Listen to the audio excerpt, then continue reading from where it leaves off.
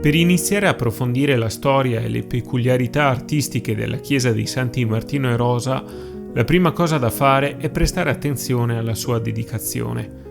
Martino, santo che divise il suo mantello per darne una parte al povero, ci introduce senza indugi nella scoperta delle origini caritative di una delle 3 parrocchiali del centro di Conegliano. La chiesa, affacciata con la sua superficie grezza sul fiume Monticano, faceva infatti parte di un antico complesso assistenziale, già citato agli inizi del XIII secolo per la sua opera in favore dei lebbrosi. L'attuale edificio, la cui progettazione venne avviata nel 1674, è frutto dell'affidamento dell'istituzione ai domenicani, ai quali si deve l'aggiunta della seconda dedicazione a Santa Rosa da Lima. I lavori di costruzione e le rifiniture si protraggono fino agli anni 30 del Settecento, interessando numerose e abili maestranze. Tra queste è obbligo citare la figura di frate Elia Biondo, per i suoi apparati lignei che ancora oggi decorano e contraddistinguono l'interno della navata. Già in controfacciata si riscontra il suo passaggio, con la presenza della cantoria e della cassa dell'organo. Volute, mascheroni, festoni e strumenti musicali decorano quello che sembra essere un monumentale lavoro di ricamo ligneo.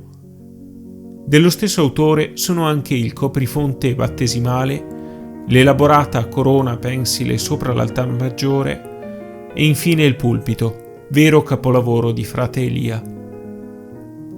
Sulla sua balaustra sono rappresentati nei toni caldi del cirmolo episodi della Bibbia ritmati dai simboli degli evangelisti, mentre la copertura retta da telamoni termina con la figura di un angelo musicante.